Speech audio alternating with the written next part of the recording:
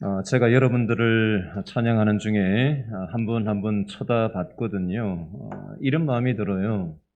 2023년 주일 첫 예배잖아요. 그리고 송구 어제 말일이었고 송구영신 예배 참여하신 분도 있지만 이런저런 이유로 인해서 어제 늦게 주무실 수도 있고 오늘 다른 데 가고 싶은 마음도 있으실 텐데 그럼에도 불구하고 이 신년 첫 주일을 하나님 중심으로 살아가려고 하는 믿음이 있기 때문에 오늘 저와 여러분이 이 자리에 와 있다고 저는 생각합니다. 여러분 잘 하신 결정이고요. 2023년도 한 해 동안 저와 여러분의 가정, 또 저와 여러분의 직장 생활, 또 우리의 자녀들, 또 우리의 노후 여러 가지 영역에 대해서 우리가 생각하는 바가 있으실 텐데 하나님께서 하나님을 찾는 자들에게 은혜를 베풀어 주시기를 원하십니다. 그 사실을 꼭 기억하시고 내가 하나님을 떠나면 떠났지 하나님은 나를 절대로 떠나시지 않는다라는 사실을 여러분 꼭 기억하실 수 있었으면 좋겠어요. 저를 한번 따라 하시죠. 하나님은 나를 소중하게 여기십니다. 아멘. 우리 옆 사람에게 한번 인사해 줄까요? 이렇게 한번 얘기해 주시죠. 옆에 있는 분에게 하나님은 당신을 소중하게 여기십니다. 잘 오셨습니다. 손을 한번 이렇게 들어보시겠어요? 앞뒤 좌우에 돌아보시고 뒤도 돌아보시고 잘 오셨습니다. 반짝반짝 인사하겠습니다.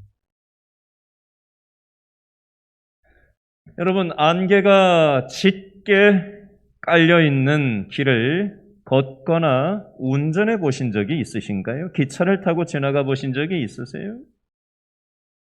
있으면 있다, 없으면 없다 얘기를 해보세요. 있어요? 그죠? 이렇게 대답을 해야 좀 이렇게 주거니 받거니 하시. 감사합니다.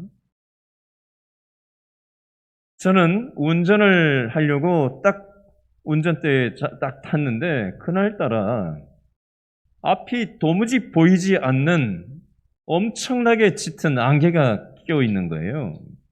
그래서 한참 그 짙은 안개를 뚫고 운전을 조심조심해서 한참 가고 있었거든요. 근데 상대편에서 정면으로 차가 한 대 저를 향해서 막 오고 있는 거예요. 제가 깜짝 놀라서 막 크락션을 올리고 했는데 상대편도 막 크락션을 막 올리는 거예요. 서로 막 크락션을 올리는 거예요. 왜 그랬을까요? 제가 중앙선을 넘어서 가고 있었던 거예요. 얼마나 짙은 안개가 꼈는지 이게 식별이 불가하더라고요.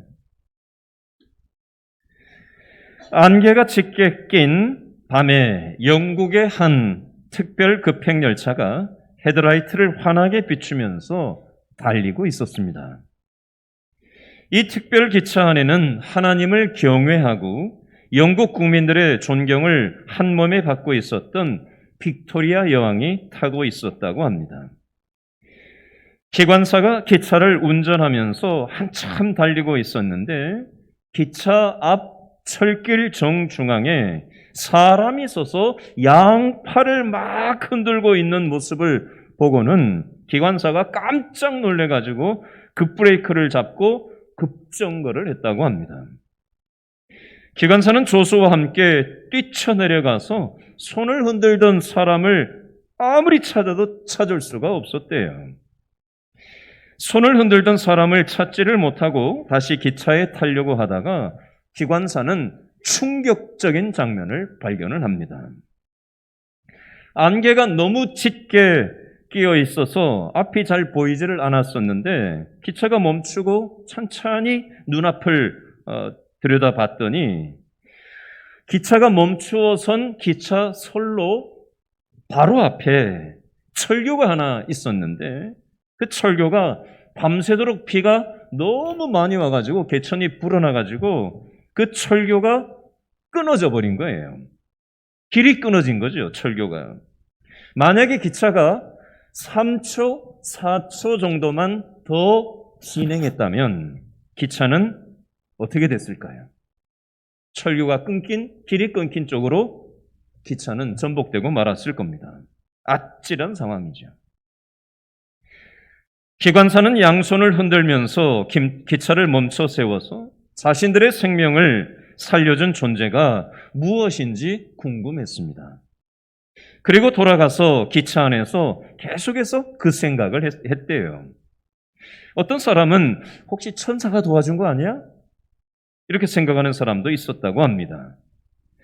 기차가 영국 런던으로 돌아가서 기차를 점검하던 기술자가 헤드라이트 속에서 죽어있는 벌레 한 마리를 발견했다고 합니다.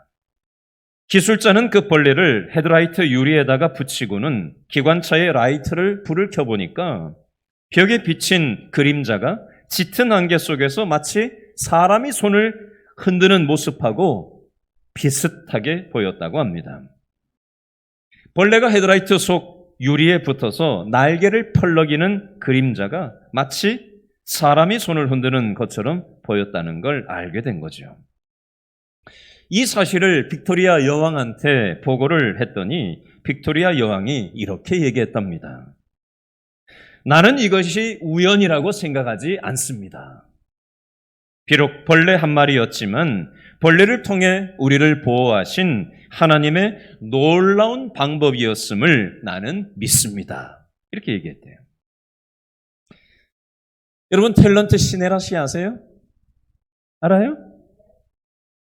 시네라 씨는 MBC 드라마 사랑을 그대 품 안에, 이 드라마 보셨어요?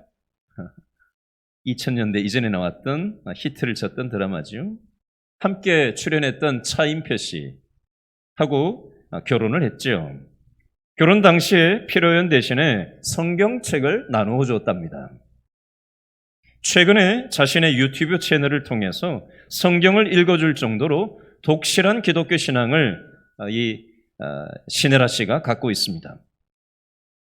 시네라 씨는 중학교 2학년 때부터 교회를 다니기 시작했는데 하나님을 정말로 믿고 제대로 알게 된 것은 29살 때부터랍니다. 29살 이전까지는 하나님을 어떻게 알고 믿었냐? 그저 때 되면 저한테 선물로 줘야 하는 산타클로스 정도로 생각을 했대요. 중학교 2학년 때부터 29살 때까지 하나님을 그렇게 생각하고 교회를 다녔대요. 또는 내가 힘들 때마다 도와줘요 하면 도와줘야 하는 수호천사쯤으로 요술램프 지니 정도로 하나님을 그저 그런 정도로 생각을 하고 교회를 다녔답니다. 29살 때까지. 29살이 되고 나서야 나를 만드신 하나님이 아니라 내가 만든 하나님을 믿고 있다는 것을 깨닫게 되었답니다. 하나님이 나를 만드셨는데 내가 만들어 놓은 하나님으로 하나님을 생각하고 교회 다녔다는 거예요. 그걸 깨닫게 됐다는 거예요. 이렇게 하나님에 대해서 잘 모르고 교회를 다녔던 것은 성경을 처음부터 끝까지 제대로 읽은 적이 없더라는 것입니다. 여기 조금 저기 조금 교회 가서 설교 듣고 그렇게 신앙생활을 하니 성경이 큰 그림이 그려질 수가 없겠죠. 성경을 읽다가 보면 수많은 사람들의 스토리가 나오죠. 어떤 사람은 성경을 보면서 사람의 심리를 배운다는 사람들도 있고요. 어떤 사람은 성경을 통해서 세상 사는 지혜를 배운다고 말하는 사람도 있습니다. 요즘은 기업체에서도 성경에서 예수님이 제자들의 발을 씻어주시는 세족식을 하는 장면을 보고는 이걸 배워가서 섬김의 리더십을 기업 경영에 접목하기도 하고요. 경영학 책에 보면 예수님의 리더십이라고 일반 경영학 책에 이런 제목을 달고 나오는 책도 출판된 것을 제가 본 적이 있습니다. 제가 지금 시네라 씨가 성경을 통해서 변화된 이야기도 말씀드렸고요. 성경을 통해서 심리적인 공부를 하는 사람도 있고 세상 지혜를 접목하는 사람도 있고 경영에 이것을 도움을 받는 사람도 있고 기타 등등 여러 가지 성경을 통해서 배울 수 있다는 말씀을 드렸어요. 자, 그런데요. 중요한 것은 시네라 씨가 어쨌다, 누가 성경에서 뭘 배웠다, 누가 은혜를 받았다, 아무리 백날 그거 얘기하면 뭐 할 거예요. 신앙은 그 사람은 그 사람이고 나는 나잖아요. 그렇죠?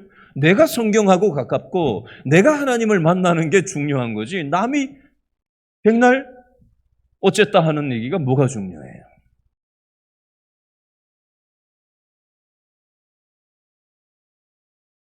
여러분 어제 오후에 저한테 우리 교회 성도 한 분이 문자를 보내셨어요.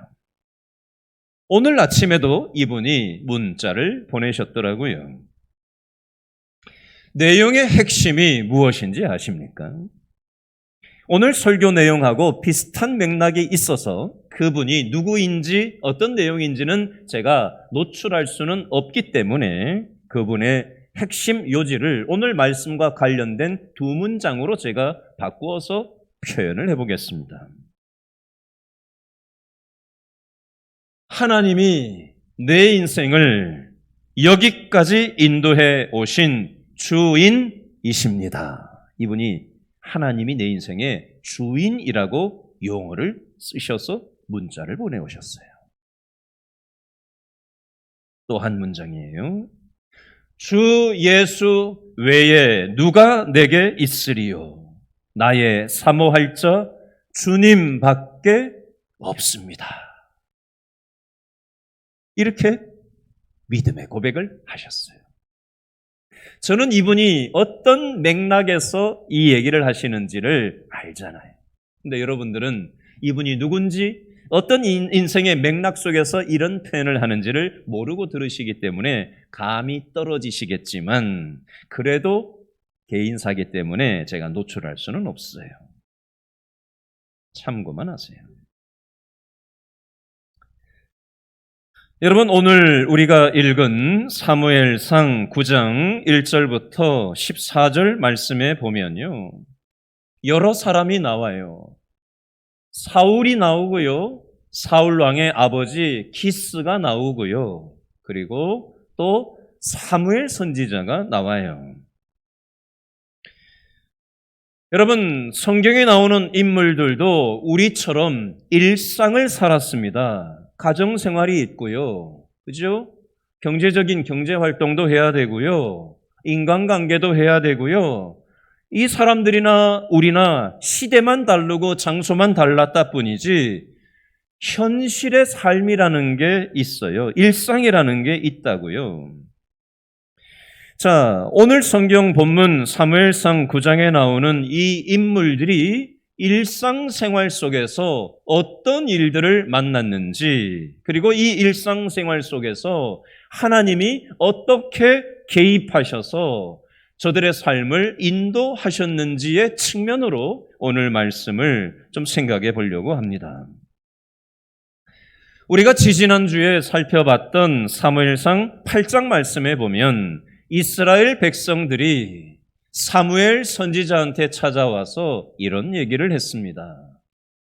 사무엘 선지자이시여, 우리 이스라엘 나라도 다른 나라들처럼 왕정 체제를 도입을 하십시다.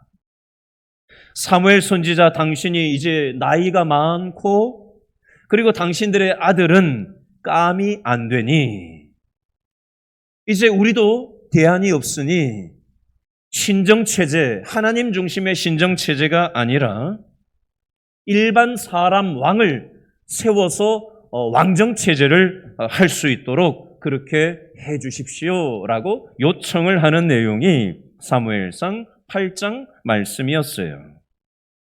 그리고 오늘 사무엘상 9장 말씀은 사무엘 선지자가 이스라엘의 왕을 사울로 세우는 장면의 이 앞 단계 내용이 되겠습니다.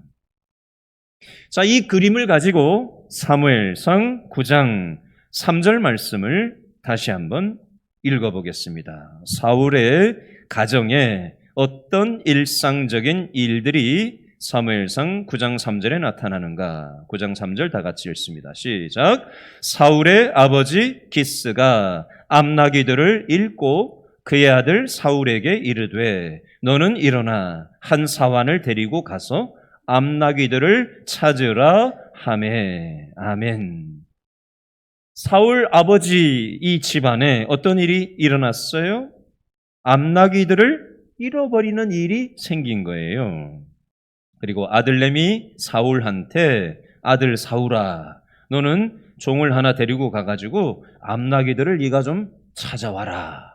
이렇게 아들한테 아버지 기스가 이렇게 심부름을 시키는 장면이 나옵니다. 자, 이 내용을 가지고 이 원리를 뽑아와서 우리 자신의 삶에 한번 적용해서 이 부분을 생각을 좀 해보자고요. 자, 사울과 사울의 아버지 기스의 이 가정 안에 지금 어떤 일이 생긴 거지요? 무엇을 잃어버렸어요? 암나귀를 잃어버리는 일상을 맞닥뜨리게 된 겁니다. 무언가를 잃어버렸어요. 손해를 봤어요. 여러분, 오늘 성경에만 이런 일들이 일상에서 일어납니까? 아니면 저와 여러분의 일상 속에서도 무언가를 잃어버리고 손해를 보고 이런 일을 겪을 때가 있습니까? 어때요? 우리에게도 이런 일상이 있죠. 건강을 갑자기 잃어버리시는 분들이 있어요. 암 진단을 받고 각종 사건, 사고를 당하고 그 어려운 시간을 통해서 건강을 잃고 경제, 돈을 잃어버리고, 그죠? 소중한 사람의 인간관계를 잃어버리고, 어제 수원을 다녀왔는데요, 장례 때문에. 요즘 뉴스가, 여러 가지 뉴스가 있지만, 터널을 지나면서 터널 안에 화재가 나서 차 안에서 5명이 불에 타서 사망하는 교통사고 뉴스를 여러 번 보셨을 겁니다. 평상시에는 그냥 스쳐 지나갔을 터널인데 그 뉴스가 계속해서 요즘 며칠 계속 나와서 그런지 저도 긴장하게 되더라고요. 저 터널이 비상구가 있나? 출입구가 있나? 이걸 보게 되더라고요. 평상시에는 안 보고 지나갔거든요. 엄마하고 딸이 찜질방에 가다가 그 모녀가 불에 타서 사망하는 교통사고가 난 거예요. 터널 안에서. 얼마나 끔찍한 일입니까? 소중한 사람을 잃어버릴 때도 있고요. 돈을 잃어버릴 때도 있고요. 건강을 잃어버릴 때가 있어요. 없었으면 좋겠는데 생긴다니까요. 여러분, 무언가를 잃어버리면 우리는 어떤 마음이 들지요? 왜 나에게 이런 일이 생기는 건가? 왜 하필 나에게 이런 일이 생기나? 왜 우리 집에 이런 일이 생기나? 왜 우리 자녀들에게 이런 일이 생기나? 하나님이 살아계신다면 어떻게 이런 일이 일어날 수 있나? 한탄하다가 하나님을 원망하고 하나님을 떠나기까지 하는 사람들도 있습니다.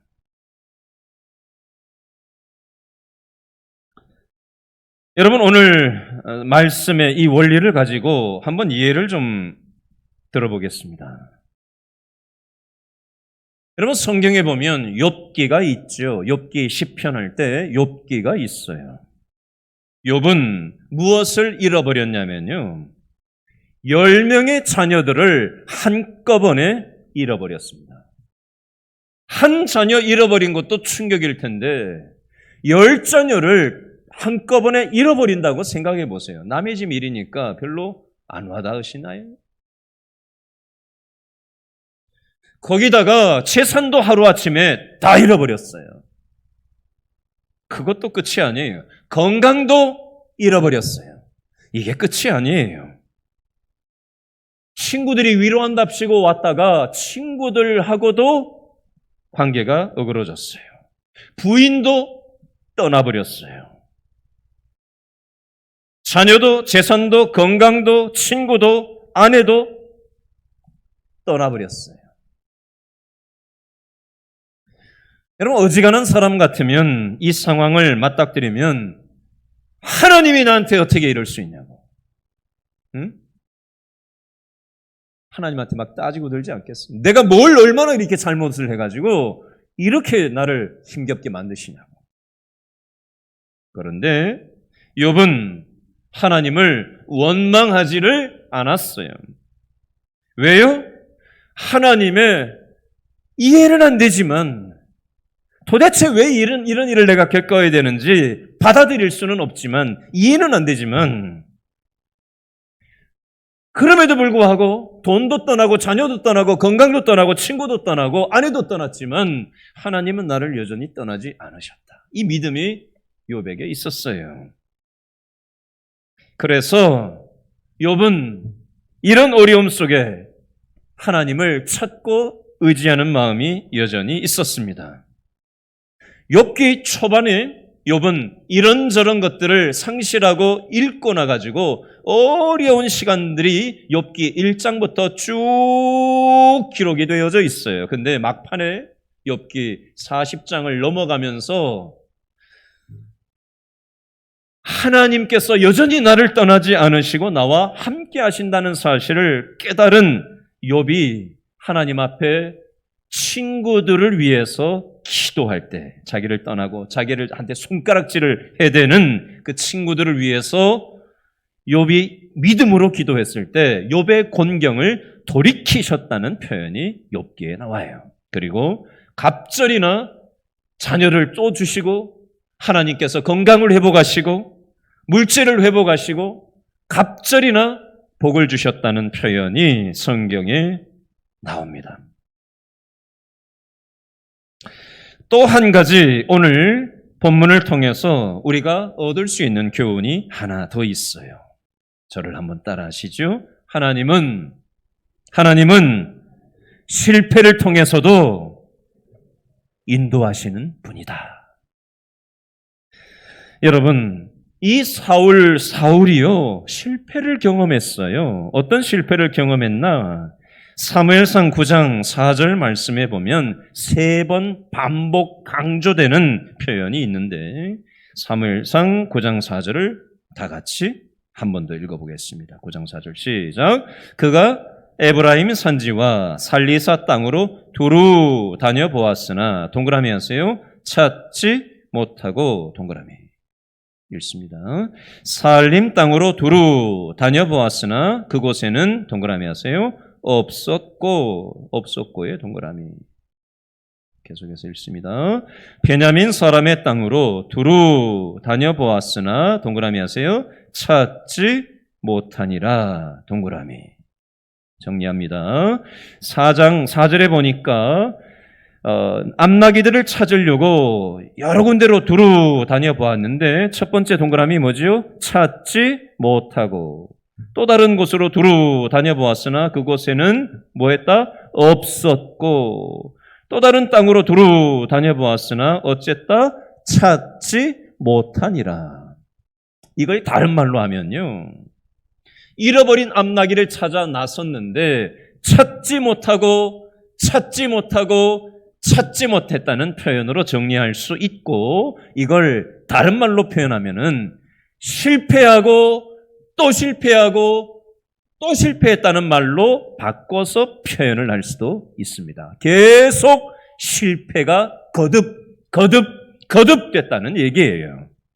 사울은 한 번 찾고 대충 찾아보고 없네? 끝내지 않았습니다.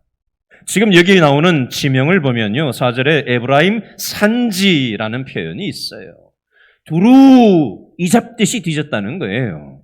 최선을 다해서 이스라엘은요, 가보시면 아시지만 광야, 사람이 사는 데가 별로 없어요. 물도 없고요, 풀도 없고요, 완전 황량한 그런 데가 많고 거기다가 지금 산지 지형이 많아요. 거기를 이잡듯이 찾으려고 돌아다녔다는 얘기예요. 최선을, 내가 할 수 있는 사울이 최선을 다해서 찾으러 다녔다는 겁니다. 그러면 찾아줘야 될 거 아니에요. 그죠? 최선을 다했는데 최선에 대한 결과물이 와야 될 거 아니에요. 그죠? 내가 뭘 했으면 그것에 대한 보상이 와야 될 거 아니에요. 근데 최선을 다해서 찾았는데 찾지를 못했다는 거예요. 실패했다는 거예요. 거기서 끝나지 않았어요. 또 다른 곳으로 최선을 다해서 두루 찾았는데 또 찾지를 못했대요. 얼마나 낙심이 되겠어요. 거기서 그치지 않고 또다시 다른 곳으로 가서 최선을 다해서 찾아봤는데 또 찾지를 못했대요. 여러분, 사울만 이렇습니까? 이 내용을 우리 자신의 삶의 원리로 가지고 들어와서 한번 적용해서 한번 생각을 해보시자고요.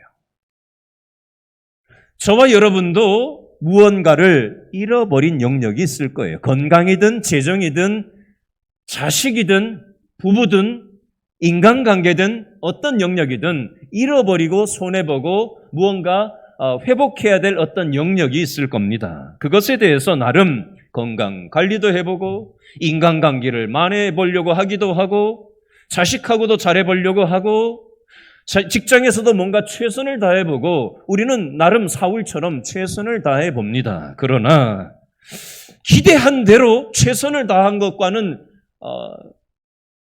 결과물이 오지가 않는 거예요. 변화가 되지 않는 거예요. 2023년이 됐는데 우리 가정이 뭔가 변화가 일어나기나 할 건가? 우리의 형제관계에 뭔가 개선의 여지가 있을 건가? 기대가 되지 않는, 변화되지 않을 것만 같은, 최선을 다해도 노력을 해도 있는 힘껏 다해도 여전히 계속 실패가 계속될 때 우리 마음에는 실망이 되지 않아요? 낙심이 되지 않습니까? 심지어 하나님을 원망하는 마음이 확 올라오지 않아요? 내가 이렇게 하는데 하나님이 내가 뭘 그렇게 대단하게 잘못한 게 있어서 이렇게까지 내가 이런 시간을 보내야 되나? 이런 마음이 온다니까요. 자, 성경의 인물을 한번 생각해 보시자고요. 창세기에 요셉이라는 인물이 있죠. 배달은 형제들 10명한테 미움을 받아서 구덩이에 빠졌다가 중동과 이집트를 오가는 국제무역 상인들한테 돈 받고 국제 인신매매를 해버립니다. 아무리 배달은 형제들이지만 자기 동생인데 아버지는 같은데 인신매매를 해버려서 팔아먹어버렸어요. 여러분, 요셉의 입장이 한번 돼 보시자고요. 얼마나 형들을 원망했을까요? 그런데다가 노예로 팔려간 남의 집살이를 하는 곳에서 성폭행 미수범이라는 억울한 누명을 뒤집어 쓰고 감옥까지 들어가게 됩니다. 얼마나 원망스럽겠어요. 요셉이 잘못한 건 없거든요. 근데 난 잘못한 게 없는데, 난 정당한데 왜 나는 이 실패한 경험을 하면서 이렇게 노예로 감옥에서 인생이 썩어야 되나? 요셉이 이 상황에서 어떻게 했을까요? 하나님을 원망했을까요? 하나님 앞에 불평했을까요? 요셉은 어디를 갖다 놔도 어떤 실패가 찾아와도 일상에서 하나님과 동행하는 삶을 살았습니다. 그래서 옥살이를 하면서도 옥에 있는 간수한테 인정을 받을 만큼 자신의 현실의 실패에 매몰되어 살지 않고 하나님께 영향을 받으면서 살아갔습니다. 누가복음에 보면 베드로라는 예수님의 제자가 나오죠. 누가복음 5장에 보면 밤새도록 그물질을 합니다. 어부죠. 어부가 그물을 내려요. 밤새도록. 근데 고기가 그날따라 한 마리도 안 잡혔어요. 어부라는 어부의 일상 고기잡이에서 실패를 경험한 거죠. 자, 제가 지금 요셉의 실패, 베드로의 실패를 예로 들어 설명을 했습니다. 좀 전에 우리가 이 주제를 얘기하기 전에 여러분들 제 말씀을 따라서 아까 하셨어요. 하나님은 실패 속에서도 뭐 하신다? 우리의 삶을 인도하신다라고 여러분 아까 소리를 내서 따라했어요. 요셉의 실패 속에서도 하나님은 인도하시고 베드로의 실패 속에서도 하나님은 베드로의 삶을 인도하십니다. 요셉이 옥살이가 끝나고 나서 어디로 올라갔는지 아세요? 그 당시 세계 최대 제국이었던 피라미드를 세웠던 이집트의 국무총리로 스카웃이 됩니다. 그래서 그 인근에 기근이 들어서 이스라엘, 이집트, 요르단, 시리아, 인근에 있는 중동 전 지역이 가뭄이 대대적으로 들었었는데 요즘도 북아프리카 지역에 기근이 많이 들죠. 가뭄이 많이 들죠. 그 지역이. 이 당시에도 기근이 들어서 먹을 것이 없었는데 이집트의 국무총리로 요셉이 딱 있으니까 곡식 걸어왔던 아버지 아들 배다른 형제들이 왔다가 자기 동생인 줄 몰랐는데 나중에 자기 동생인 줄 알게 되고 상봉을 하게 되죠. 아버지한테 그 소식을 전하고 아버지와 그 일가를 이집트로 국무총리인 요셉이 불러들입니다. 그리고 70명, 남자가 70명으로 시작되었던 그 야곱의 아버지의 일가가 나중에 430년이라는 시간이 거쳐지면서 수백만 명의 이스라엘 민족으로 발전을 하게 됩니다. 요셉의 일상의 실패로 요셉이 먼저 이민을 가게 된 거예요. 옥살이를 통해 정치 수업을 받게 하신 겁니다. 그리고 이집트의 국무총리로 하나님께서 자리를 앉혀놓으신 거예요. 곡식 구하러 온 것처럼 보였지만 나중에는 국제 이주를 하게 됐고 그 70명이 수백만 명의 민족으로 성장하게 하시는 요셉의 실패 속에 하나님의 인도하심, 섭리가 있었다는 것입니다. 이 영적인 이치는 오늘 본문에도 똑같은 패턴으로 나오는데요. 자, 사무엘상 9장 14절 말씀을 한 번 더 읽어보겠습니다. 사무엘상 9장 14절 말씀 다 같이 시작. 그들이 성읍으로 올라가서 그리로 들어갈 때에 누가? 사무엘이 밑줄 그으세요. 마침 산당으로 올라가려고 마주 나오더라. 아멘. 간단한 원리만 설명드리겠습니다. 암나기를 잃어버려서 아버지 기스가 아들 사울한테 암나기를 찾아오라고 심부름을 시켰는데 여기에도 없고 저기에도 없고 여기에도 없어서 찾아 헤매이다가 누구를 만나게 되는 과정을 오늘 본문에서는 얘기하는 거예요. 사무엘 선지자를 마침 만나게 된다. 이걸 믿지 않는 사람들은 우연히 만난다라고 얘기하지만 믿음의 사람들은 우연은 없어요. 하나님의 섭리 속에서 섭리의 타이밍에 하나님은 사람을 만나게 하시는 거예요. 사울의 일상의 실패 속에서 하나님께서는 사울의 삶을 인도하시고 사무엘을 만나게 하시고 이제 다음 주 본문에 보면 나오겠지만 사울이 왕으로 사무엘 선지자를 통해서 왕으로 세워지는 장면이 나와요. 여러분 원리를 좀 제가 강하게 얘기했는데 이해하기 쉬운 예를 하나 좀 들어드리겠습니다. 몇 달 전에 우리 교회에 등록하신 이명숙 집사님의 어머님 이야기예요. 3일 전에 천국에 가셔서 천국 환송 예배를 어제 수원에서 드리고 왔어요.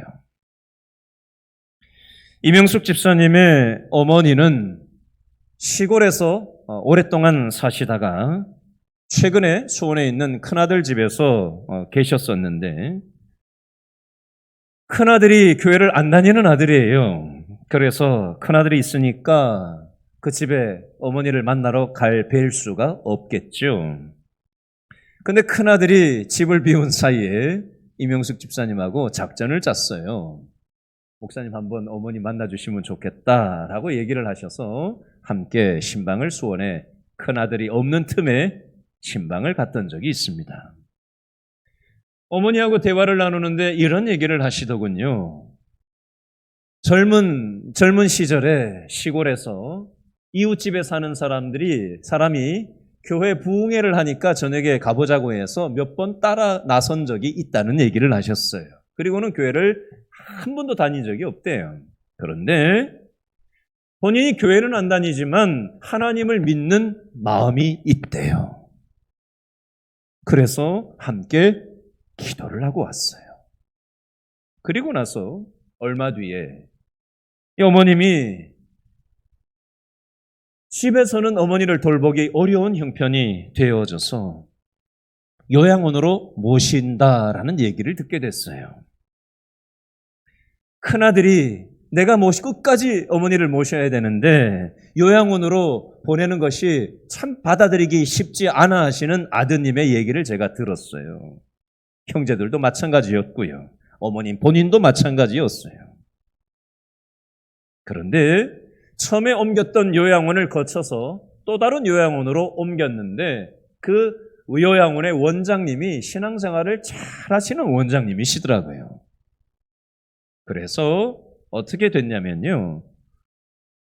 주일날 지금 11시 2부 예배 우리가 드리고 있잖아요. 요거 전에 우리가 오전 9시에도 1부 예배를 주일날 드리잖아요. 요 예배를 딱 시작하면은 핸드폰으로 실시간으로 이 실시간 중계 방송으로 해서 영상으로 보내드리거든요. 실시간 링크를.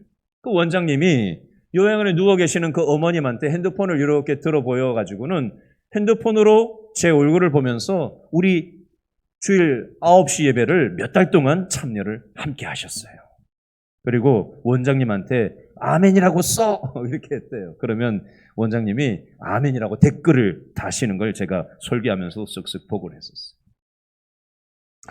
얘기를 듣자 하니 어머니가 요양원에 계시면서도 다른 요양원에 계신 분들하고 다르게 그렇게 기뻐하시고 웃으시고 하나님이 주시는 믿음을 가지고 살아가신다는 얘기를 들었어요. 병원에 가서 병상 세례를 함께 하기도 했었어요.